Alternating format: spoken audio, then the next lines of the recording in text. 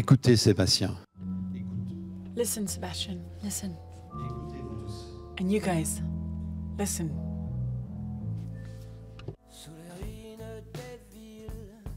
C'est une chanson de Jean-Louis Aubert, je l'aime bien moi personnellement. It's a song by Jean-Louis Aubert, I love it. It's a very selfish choice for this morning. And for this encounter with Sébastien Kopp, so thank you. And thank you for being here at the World Forum. He's been here since this morning. He's met with a few people. And he will continue to meet different people throughout the day. When you meet someone, do you systematically first look at their feet? Do you want the truth? We're only talking the truth here. I met you earlier and I looked at your feet and I wondered where your shoes were made from. Well, I do have a VEJA pair of shoes, but I thought, no, I'm not going to wear them, it would be too much. But what's the difference between this made in France shoes and VEJA? What's the brand of your shoes? Tell us a little bit more about your shoes. Well, I bought them on VP, but I did check. You can see the sole inside. What's the brand? What's the brand? I looked at it this morning, but I can't remember. I do pay attention. No holes in my socks. Not bad. Crémieux. Crémieux? Daniel Crémieux? Do you know him? No, I don't. I just know the brand. Are you sure this is made in France? It's a French brand. Okay, it's a French brand. That doesn't necessarily mean that it's made in France. That doesn't mean the same. Are you sure that these were made in France? Does someone have the internet? On VP, it did say made in France. You had the logo, or maybe designed in France. There you go, just like Apple, really. Designed in California and then made in Taiwan. Okay, probably. Okay. Crémieux, I don't know that brand enough to talk about it. But we're in 2004. You created your company. You had a co-founder, the Morillion, come from Roubaix. So a co-founder that comes from the area. Both of you were consultant at the time. What was your initial intuition to launch it? We weren't exactly consultant though. We were economists and we were working in business, corporate banking. He was in New York and I was in Washington. I wasn't your traditional banker and he wasn't either. That was in 2001, 2002. It was around the time of the September 11th. And we realized that that wasn't the life made for us. We were just a little bolt in an economy that we didn't like. And we decided to leave our jobs and to create an NGO on sustainable development. That was the thesis that I'd had written in Paris on the role of sustainable companies in 2001. And it was not as well known as a topic at the time. So we went to see large groups, Kering, Carrefour, EDF. And we said, okay, that's great what you're talking about. We don't really believe in it, but if you want, we can go to the field for a price that won't barely cover the ticket of a plane ticket, but we'll go to India, China, South Africa, and analyze your projects and improve them. So the projects that you're working for on sustainability. We went there for 10 companies, French companies, but we were really disappointed to see this disconnection between their speech, their claims, and what they were actually doing. And in terms of sustainability, social development, etc., we're really, really disappointed. And we thought, well, this is over. We didn't really believe in politics at the time already. We were 24, 25 at the time, and we were thinking, well, companies don't walk the talk. But we met Christian Lecomte, who founded Alterico. They were making food, so tea, coffee, orange juice, etc. And he was working directly with cooperatives of producers, and he gave you a mission. No, the other way around. We said, we're going to travel, we're going to take a look at your cooperatives and see what's going on in the field. And he said, sure, go ahead. And we were struck because we saw Tristan at the time, it was a tiny company. And we could see that someone, this one person, was doing more than these multinationals in the field. He was very rooted in the grassroots, directly working, interacting with producers, raw material producers, food producers. And we could see that one person alone was doing more than Lafarge, EDF, PPR combined. So that made us want to do something else.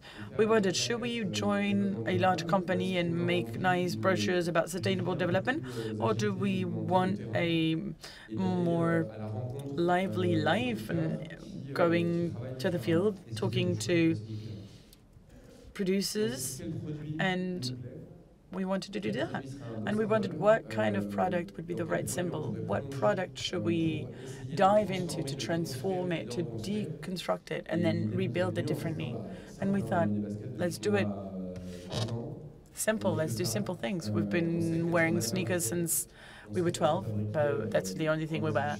We know that they're usually made in China, Vietnam, Southeast Asia, in terrible conditions, working conditions, with terrible materials for the environment. So what about creating a sneaker for us, for ourselves, that would not only be respectful of the environment, but also of mankind? So these, there's a beautiful speeches, but we don't like beautiful speeches. We wanted action. So we went to the field and we thought, okay, if we want to make sneakers, how do we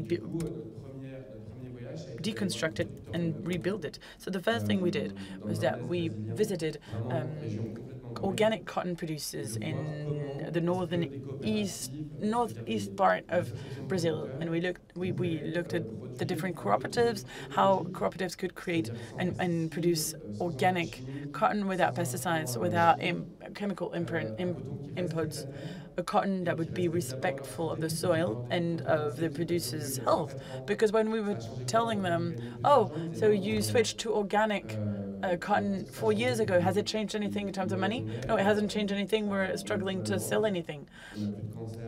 And what has it changed for you? Well, they told us, well, my belly doesn't hurt anymore. There are fewer cancers. We can tell that there's something different in the crops that we were making compared to the organic cotton. And we did the same thing in the Amazonian region. Cotton is for the top of the sneaker, but underneath you have the rubber for the sole. Yours are made of leather, by the way. And for the sole, all the sneakers that people are wearing here in the front row are made of plastic. What's plastic? If you go up the production line, it's actually oil, petroleum, and we wanted to make it with a different material. And sneakers used to be made of rubber. What's rubber? It's latex. So the white blood of trees that you harvest, you process it, and then you use it. So we went to the Amazonian region. We were 24, 25. We didn't have much money. We were very innocent, candid. We were wearing our backpack. We traveled thousands of kilometers on buses, and we found selling in cooperatives, so communities that live in the forest, that live off the forest, and they harvest rubber. And we did the same thing. We went to Brazil. We went to see the sneaker plants. Brazil has incredible working conditions. Only 40 hours. If you compare it to China or Southeast Asia, it's more 80 to 90 hours per week. They have a very decent livelihood. They're able to buy cars, houses, etc. When in China, India, in Indonesia, these workers live in slums. Is that the two of you? Yes. A few years ago. That was in the Amazonia.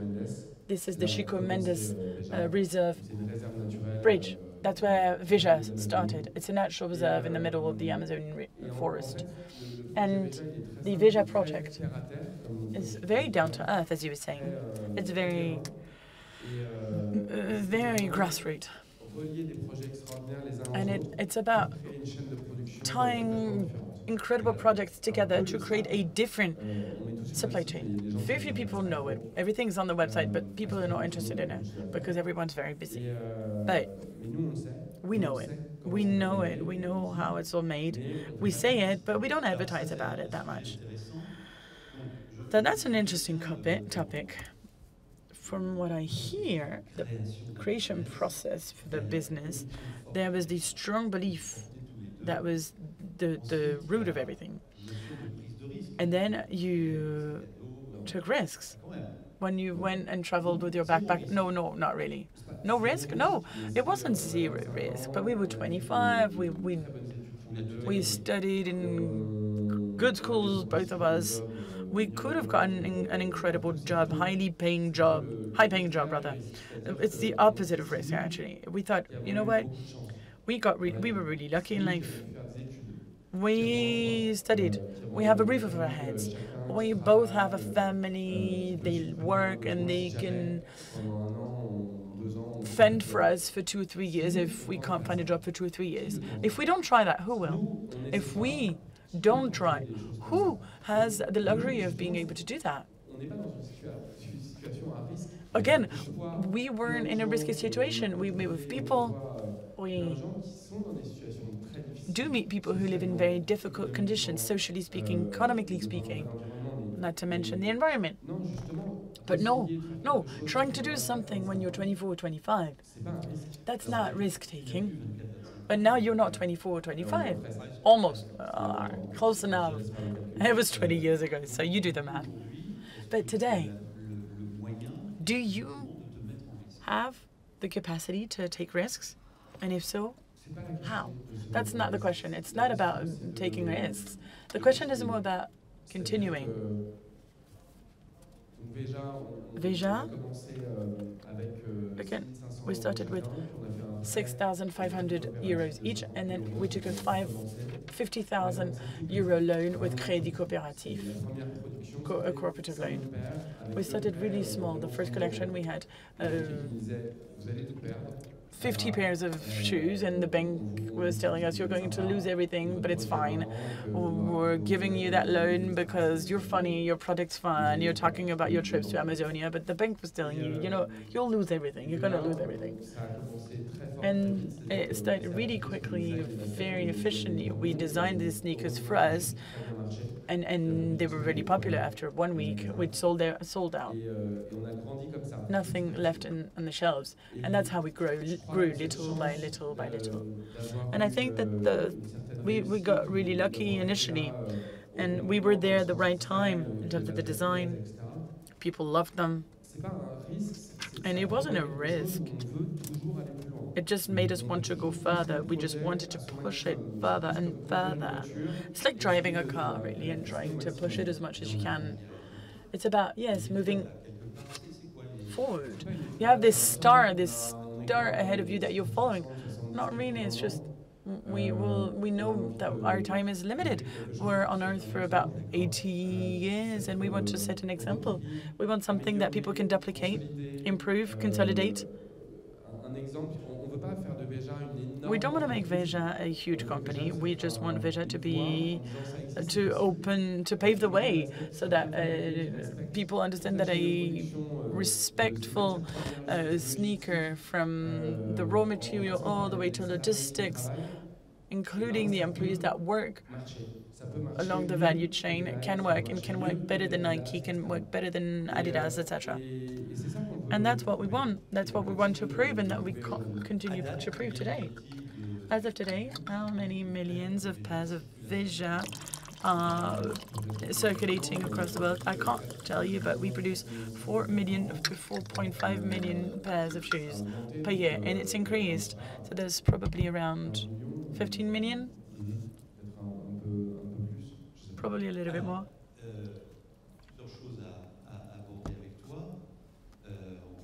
I'd like to say a few things. We're going to talk about sourcing, profits. fair profit, development. This one. But let's go back to something you said, that you don't advertise.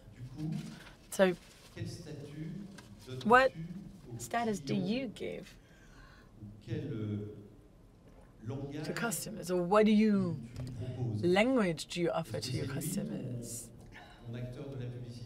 Are they the ones that are your ambassadors?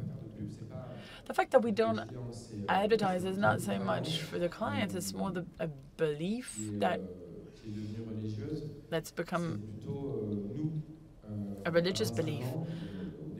When we were 25, in the beginning of the years 2000, we didn't believe in advertisement anymore, which means that it's basically the biggest players that pay the most money to advertise their product. This is something that I don't believe in anymore. I haven't believed it in 20 years. This is artificial storytelling and invented. Why? What's interesting is why? Why advertisement? Why is advertisement necessary? Advertisement, if you only look at sneaker brands, what do they do? There's a reality that the truth is that large companies produce at the lowest cost possible in Asia, in Southeast Asia, and then they pay artists, famous people, Ronaldo, Michael Jordan, and they pay them a maximum to say this is the brand that I like. But that's not what this is about. Production is not what this is about. It's about, a sneaker is about the raw material, the workers that make them. And what we want to show is that this reality is more beautiful than fiction. And instead of putting our camera and shooting Dua Lipa or Michael Jordan, we want to shift it to show how we make our sneakers. That's the only thing we advertise about, the only thing we communicate about. It's the truth, it's the reality of how we make sneakers, because I think that this is what's beautiful. And there's storytelling about it. It's not storytelling, but you tell a true story. But this is not storytelling. I'm incapable of telling you. To me, storytelling is about sugarcoating something. Yeah, but you're talking about the story of your producers in... Yes, but that's not storytelling. I just tell the truth of what's happening in the field. That's different, and I don't think storytelling is not that. Storytelling is something that you're somewhat inventing. No, that's not. Well, I guess we don't agree on the definition. To me, storytelling is about telling a story. But okay. Do you think that this will be a long-lasting company? This is a strong commitment everywhere. You're the exception. Usually, advertisement generates sales. Well, I don't know. I don't know. You tell me. Have you ever seen an advertisement for your shoes? No. I don't know. 149 euros. I just bought them. It's not because you have advertisement that you sell products. They maximize or they push sales. But we've never done advertisement, not a single euro. We haven't bought a single billboard or advertisement on TV. No, I think what generates sales is the products themselves. VEJA are not bought for the product anymore. We've done studies. 90% of the people that buy VEJA don't know where they come from. People buy our VEJA shoes because they like the design. And I think that this is key here. This is the key to our success. We have an extraordinary, strong project. We went above and beyond any other brand. And I'm saying in this very humbly, in the way that we source our materials, the fact that we have teams in Amazonia that are only in charge of rubber trees. We have teams in Sao Paulo that are only in charge of... I can't say it anymore in French, but the people who collect plastic bottles in cities. And having this attention to the production line is what creates a difference. It puts more love into the final product. And we don't design 160 models per year. We design 1, 2, 3 maximum. We're quite slow. But there's so much more love in each and every product that we make. And that's probably what makes a difference. I don't know. Let's continue with your original and sincere positioning. Do you have development or growth objectives? No, we don't. Could you tell us more? You don't have growth objectives. There was a generation before us, but we saw the craziness of fundraising, of the internet, of pitching to raise funds. We've seen entrepreneurs whose main job was to raise funds when we were 20. That's the only thing that we were talking about. There was no revenue, there were no employees, there were no teams, there was no product. It was about raising funds, raising money. We went the opposite way.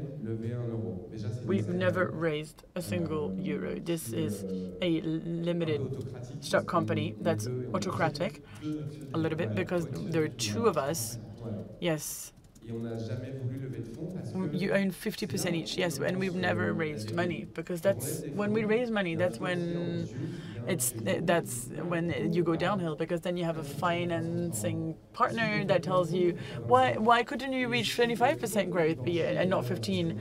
And what about producing in China? It'd be cheaper, 4 or 5 times cheaper, and you could sell more and make more profits, etc., etc. And we didn't want to go that direction. We wanted to be free in our project. We have a lot of projects that are not necessarily profitable. We have a lot of projects that make us dream, but that are not in the capitalistic vision that would make us want to extend VEJA everywhere. No, we take our time. And this also allows us to avoid pitfalls as well. You could criticize us. VEJA could be 10 times bigger, 5 times bigger maybe. We could have gone faster, but why? What's the point in the end? Our goal is to simply create a very strong example rooted in a reality that can be followed, that can be commented. There are very few companies. Harvard contacted us. They said, we've done our business case on you 10 years ago, and we want to do one again. It's incredible. That's the first business case that we use at Harvard, etc., etc. It's fun. It's funny. A company that's never raised a single euro, that doesn't advertise, that's what I'm interested in. I want to fight for the world that we want to live in, and let's not put ourselves in a growth system and we see it's clearly cracking everywhere. It's just creating imbalances for the environment, for our social lives, for our families. It just creates unhappiness. Why shouldn't we fight for a more fair world that cares for everyone? You don't believe in this? Of course I do, otherwise I wouldn't be here, and I wouldn't be here like I've been for 18 years. But less than 5% of the Western companies' revenues are made from circular models, like the ones you're pushing. You're far from being the dominating model, right? And in this current context, where we have opposing markets, purchasing power, difficulties, instability, multi-crisis, well, do you hope that your generation will see this shift? And do you think that one day your model will become the main model? It's necessary, and this would be a utopia. We never hoped for anything. Or it's not that we've never tried to convince anyone, but I think that the first 5 years of VEJA, all we did was fight and convince everyone. And it just wasn't great. We were struggling, people didn't care. We were starting to become bitter. We were all doom and gloom, really. And then in 2010, Villain is just like my brother. He's my best friend. It's almost unpleasant to be with the two of us in the same room, because when I speak, he finishes my sentences, vice versa. And at one point I said, we need to stop convincing people. To try convincing people, we should do it for ourselves. What we like to do without trying to go on a crusade and lecture people and tell them what you're doing is not right, etc., etc. We have friends everywhere. We have friends all over the world, and we have friends working for different companies at high-level positions, political positions. There's no good or bad way of doing things. There are different ways. This is our way. And we do things our way. And we push it as much as possible. But I think that when you try to apply what you believe into yourself first, before you tell people what they should do, that's what politicians fail to do. We should apply to ourselves demands and the reality that we want, and then you wait and see. If people follow you, then great, but at least you've applied it to yourself. And we've gone much further than what we could have expected for ourselves. As for convincing people, I mean, it's not my role. It's not what I want to do. I think that our project convinces more than we are able to convince people. So it's the achievement that convinces, it's not speech. I was seeing on the screen one of your quotes. We don't have a big concept. You're not able to define the VEJA concept. Yes, it would be bringing together extraordinary projects with one another. Or yes, organic cotton. Organic cotton producers. This is a crazy project. Sometimes I take journalists there, and they come back to Paris, New York, crying, and they tell us, I never thought that that's what it looked like in the field. But that's what we love to do. That's what we love. Just last week, I was with people who collect plastic bottles and waste in the street. They sort them. It's terrible working conditions, very hard. It's a very hard job. They almost get hassled on the street. People make fun of them, and paying them well, so they have a dignity, their dignity back in a good working, living conditions. That it's priceless. They did a speech. There were 60 of us. There were Japanese people, Chinese people, Korean people, from the US, from New York, from LA. Everyone was crying. That's the project. That's the strength of the project. The rest, who cares? The people who say this or that, what's VEJA's growth for the next 10 years? Who cares? Who cares? We're fully independent. And the only success that we have is our freedom. Or at least the only consequence of our success is our freedom, and that's what we want. VEJA, whether we generate 50 million euros of revenue, if we're free and we enjoy, then great. We never did it for the money. I have a few more questions for you, and then we'll discuss with the room, with the audience. First question: your partners that are your producers, suppliers in the Amazonian region, in the Nord-Est region. What you came up with initially, what you put on the table, has it allowed to plant seeds in the field and to transform things in the region? Or is it just this one plant that's supplying you with your raw material? It's important because our action should also echo the actions elsewhere. This is a great question that I don't often get, so thank you for asking it. We started with 27 organic cotton producers in 2004. Now there are 2,500 of them. So yes, it's extended. There used to be 27 producers that were making organic, agroecological cotton in the region, and now there are over 2,500 of them. And yesterday at the office, there were 2 rubber producers that live in Amazonia, and we brought them to testify in Paris in front of 600 people with a philosopher whose name is Julia Trousseau, an incredible woman. And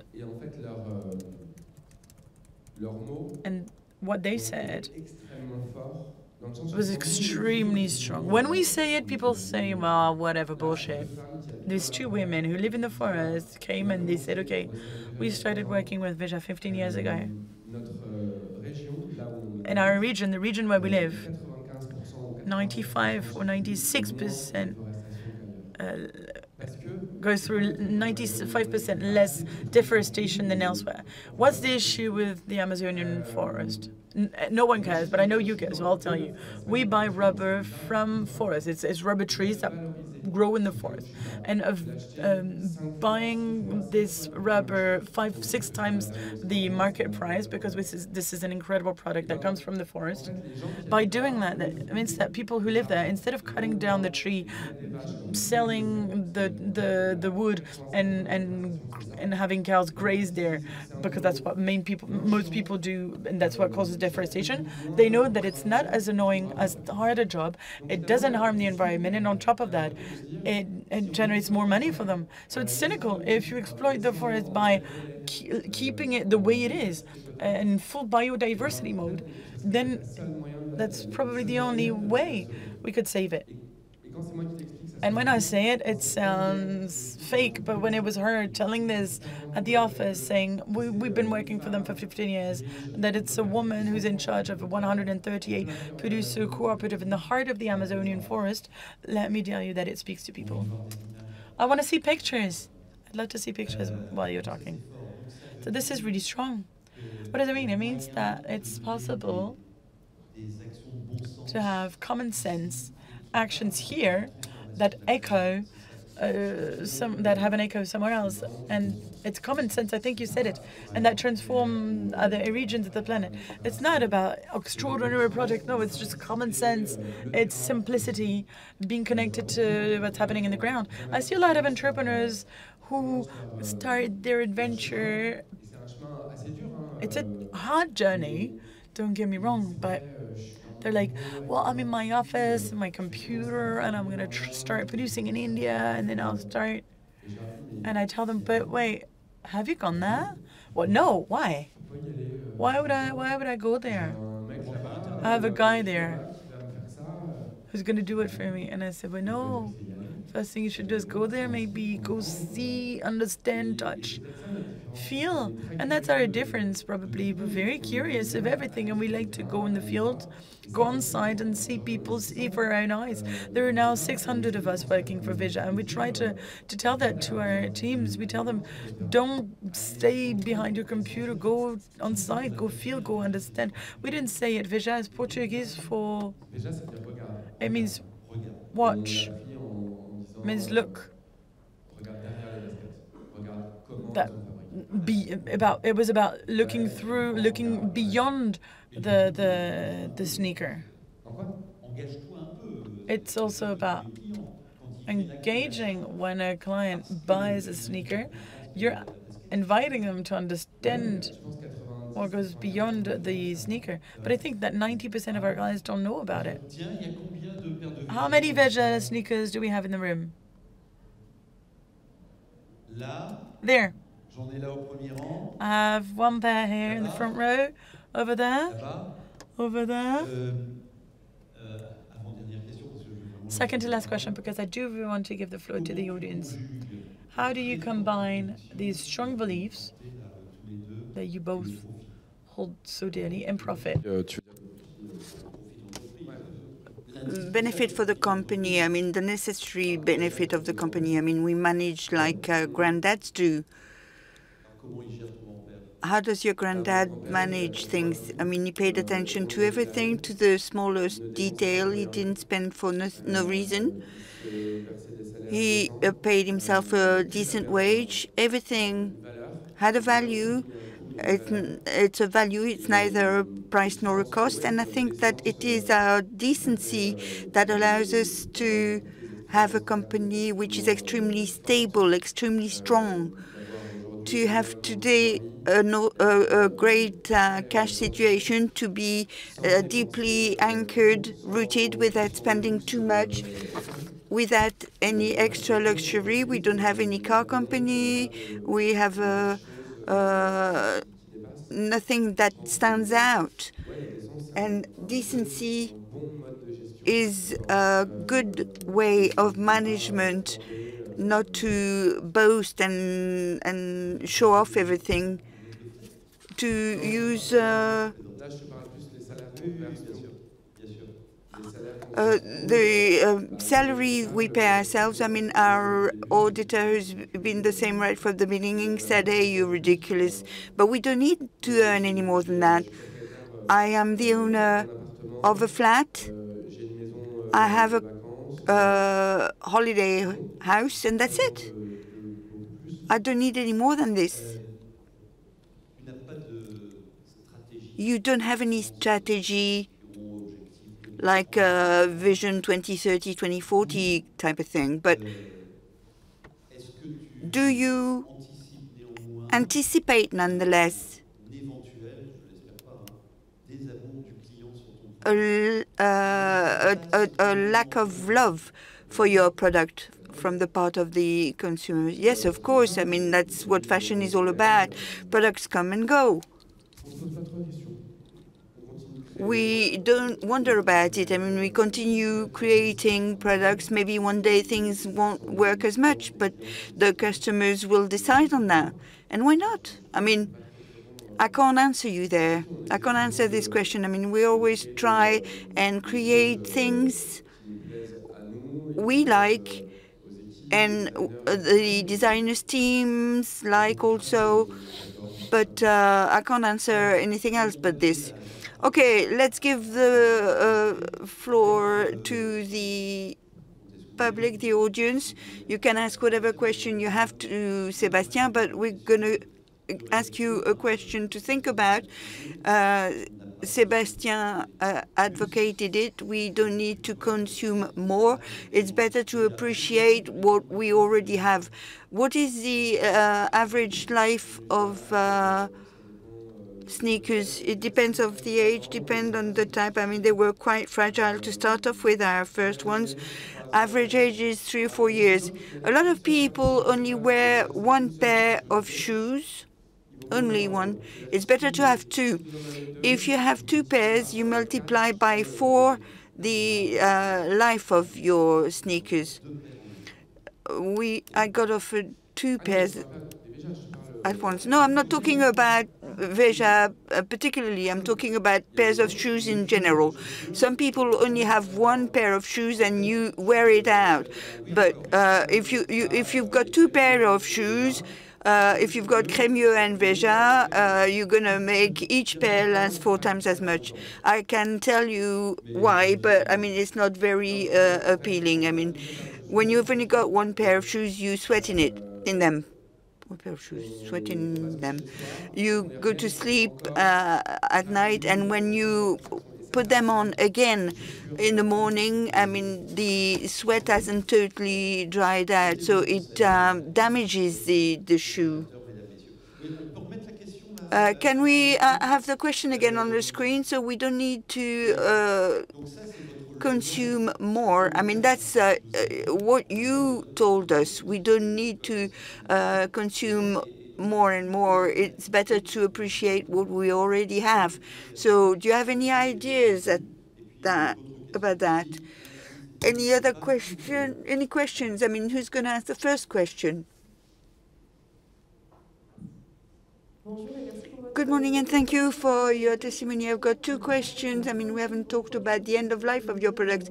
Can you tell me what your VEJA, what happens after VEJA when they totally worn out or when we have to repair them? Do you have a role in the sector compared to your competitors? Have you tried to contribute to improving the practices in this approach? Or do you annoy your competitors? I don't know whether we annoy them or not. For the first question, for me, there was a black hole for years. It's been a black hole for years. I mean, the end of life of our products. The sneakers are sold, and they are either buried or burnt or put in the dustbin. So the public services deal with that, and we started dealing with that 6 or 7 years ago. And 4 years ago, we've opened a first location to collect we had to collect 10 tons of VEJA to start our recycling process. 4 years ago, we've opened a place to collect those pairs, and we realized that people discarded them, threw them away, whilst they were still suitable. Before recycling them, there might be a previous step to repair them, and that's where we opened our first repair shoe shop. We thought that only 3 people would come to get their sneakers repaired, but people would come with VEJAs and other brands to be repaired, and that was a hit. I mean, the first month, I think that we got out of the first phase of the COVID, and I think 250 people came on this first month, and there was just a shoemonger saying, well, I don't know how I'm going to cope with that. Because no shoemonger repairs sneakers, so we created this from scratch. I mean, people thought, oh, God, what are you doing? Instead of opening shops in Shanghai, Canton, or Tokyo, why do you do that, opening a shoemonger shop? I mean, you crazy? And then it grew upon us. I mean, from one shoemonger, 2, 3, 4, 5, then we opened a new location, then another again and again and again. And now we've got about 10 shoemonger shop. When we open a place, a shop, we open a shoemonger again. That helps us to repair lots and lots of sneakers places, to collect pairs which are totally worn out, on which we can't work anymore. There's nothing to be done on them. But repairing sneakers, we realized by opening shoemonger shop that repairing them with a big deal. I mean, compared with Crémieux, 149 euros a pair on vente privée. We're going to broadcast the link if you want. But sneakers wear out a lot more quickly than a leather pair of shoes, because the leather is much harder, much more hard-wearing. But the problem is that everybody wears slippers. Nobody wears Crémieux anymore, apart from you. And if we don't start repairing them, if the brands don't shoulder this responsibility, then it's forever the same system of consume, buy and throw. And that opens up new perspectives for us now. The shoemongers that we've got in the company, for them to be able to talk to our designers, saying, I mean, here there's a particular place on the sneakers, fragile, and it's great, and it works very well. The common sense R&D, I mean, very quickly, because there are lots more questions. The competition of big names, big brands, I mean, we don't know them much. I mean, we don't talk much with them. They watch you, though. Yes, they do, probably. Yeah, they want to buy us out. Yes, but we're too expensive. You had a lot of requests. Yes, we've got such requests every day, but... Another question?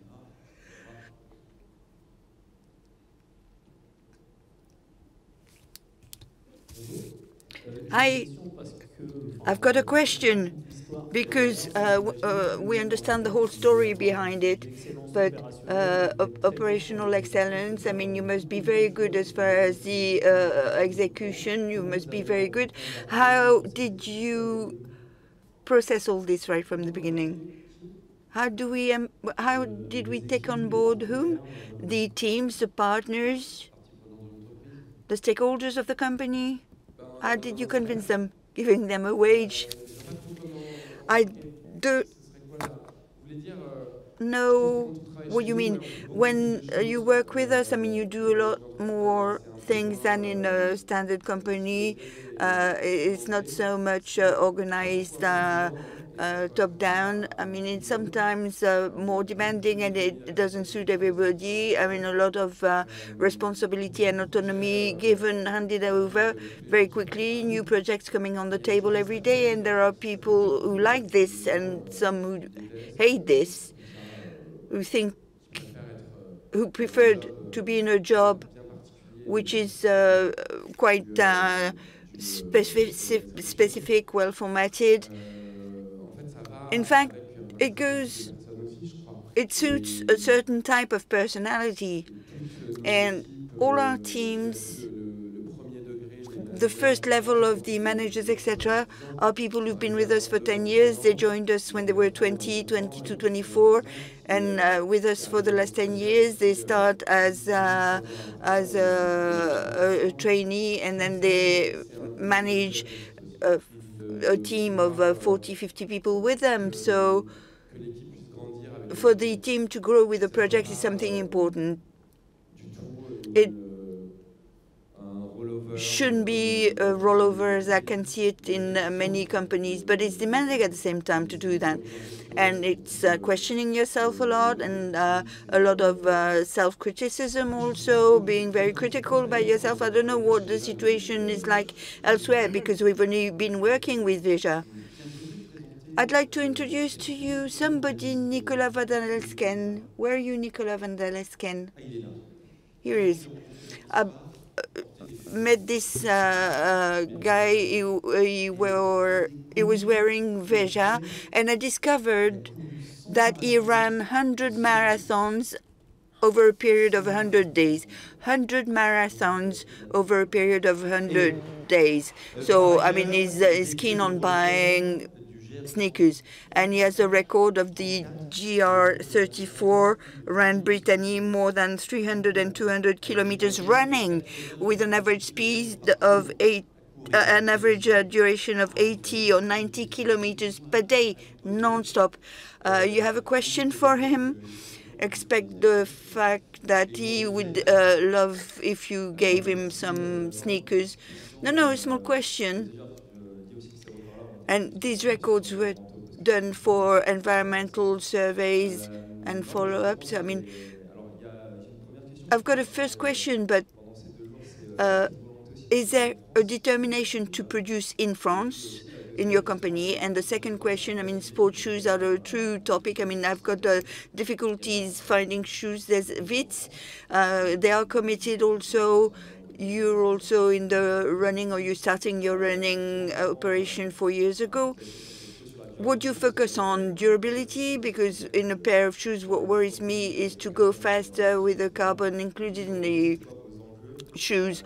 For the running, is it more the durability of your shoe that prevails, or 2,300 kilometers, the GR24, and 110 marathons? 110 marathons in 110 days, and you met people after your marathon in the evening, meeting with students, with people, etc., to share your beliefs. Autocratically, I've just decided to add an extra 10 minutes, so we'll leave in 7 minutes from now. So for the running activity, it's like repair. I mean, it's quite new for us. We started our first sneaker, the Conda, in 2019. It was so-so, and the running sneakers is like the Formula One compared to a Clio, for instance, or a city car. And we started in 2010 thinking, okay, could we replace the plastic material used, which are the worst ones for the environment? I mean, the running is really bad for the environment. Could we have a biosourced material to replace them, ecological material to replace them? We've got a lot of partners, etc. We found in Brazil, Braskem, they helped us to produce the soles based with rice shells, and then we said, sugarcane, where are you going to buy them? We're going to go in the field, and we've never been in the field. So our first running, in terms of performance, it was so-so. Now, in March, we produced our latest version, which is at the level of Brooks Oka, the best brand in our in this field. But there's something we're rubbish as far as marketing is concerned, and running means marketing, a little bit of tech, a little bit of geek, a little bit of virile power. So the marketing that we didn't have much of, and there is a lot of rubbish. But Conda 3 is the one that really works. We distributed it only in the running shoe shops. It's a geek specialist world.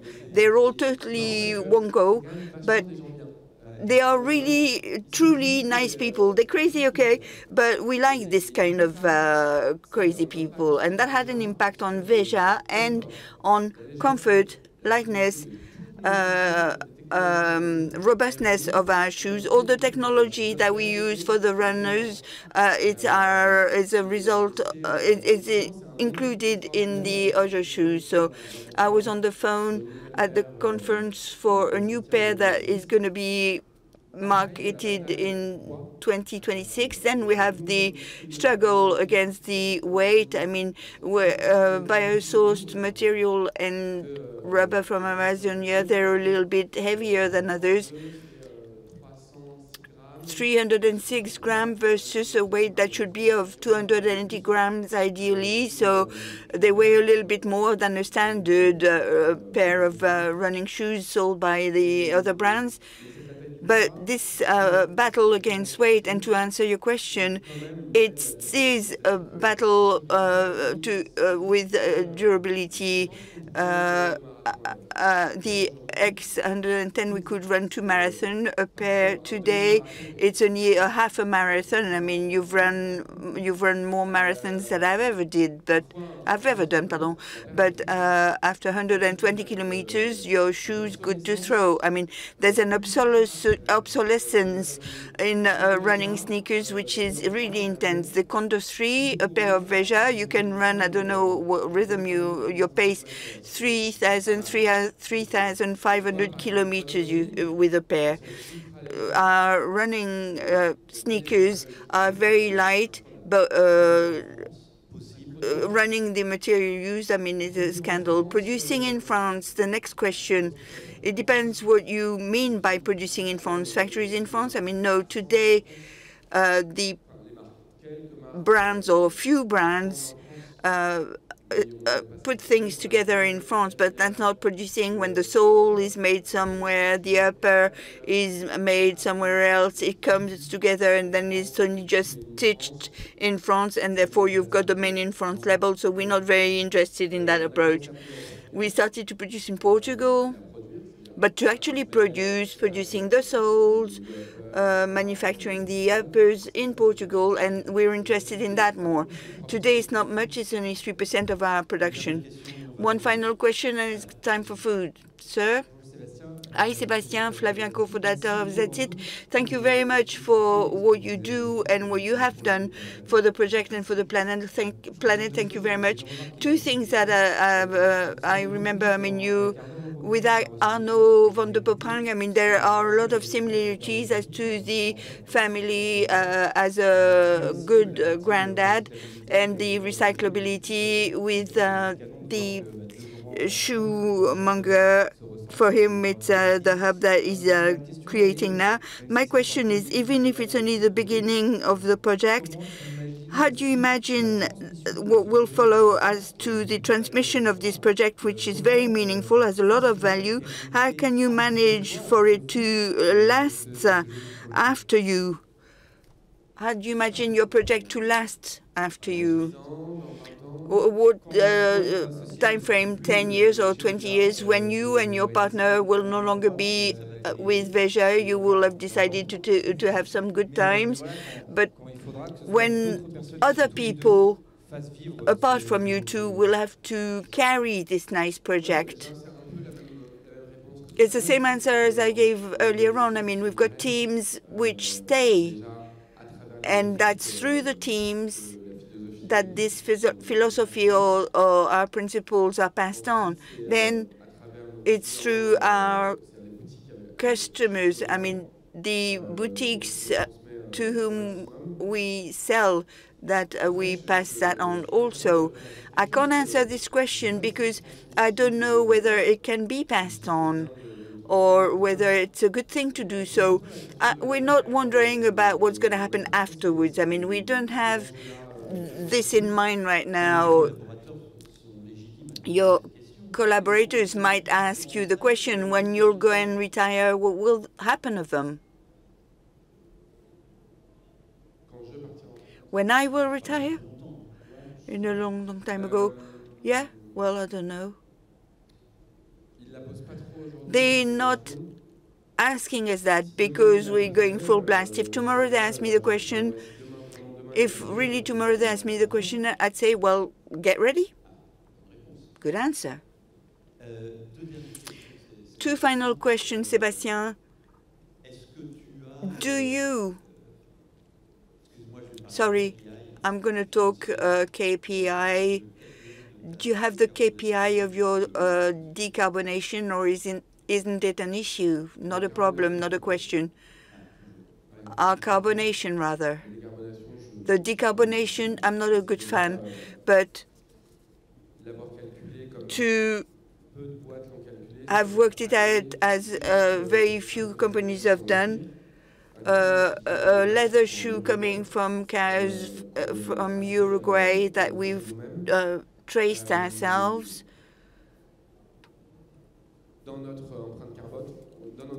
In our carbon footprint, we take into consideration the life of these cows. As we go very far in the production chain, we've got a carbon footprint which is exhaustive, which is the case of nobody else in our industry in any case, and very few do it in general. Everybody is quite pleased to stop as early as they can, actually.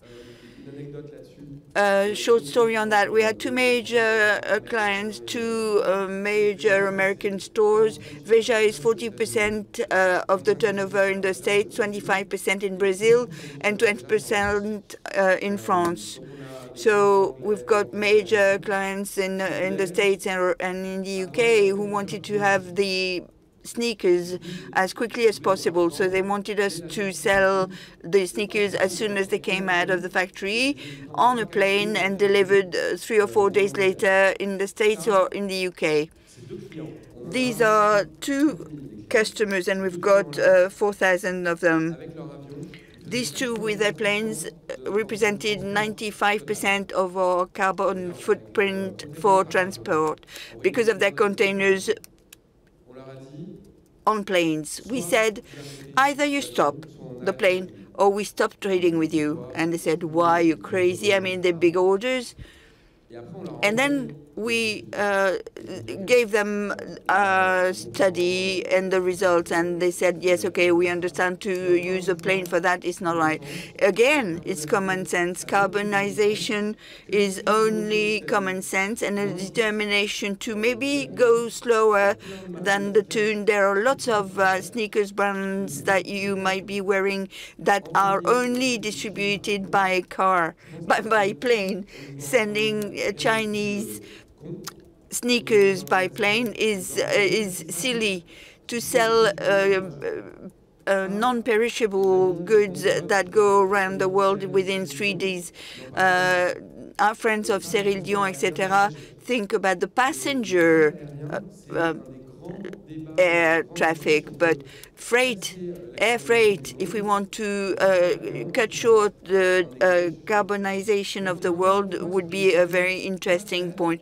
They are very common, down to the ground public topic, but it's the way to start grasping the problem. Producing in France is not production in Europe, yes, okay. Producing in France, there are no sneaker manufacturing plants at all in France. We've had a look around and we don't. Are you interested in the north of France? Yes, the north of France is of interest to me. It's a region that Ghislain loves. I'm from Marseille, personally. Oh, it's the north-south axis, you two. Yep. And we came across this region at a difficult time when there was a COVID. With Stéphanie, who's here front row, we created a workshop in Roubaix to manufacture masks, and we've got a big project I'm not going to talk to you about, which is coming fast in Roubaix. It's frustrating, isn't it? Okay, we're going to stop or close on that, and thank you very much, Sébastien. Thank you.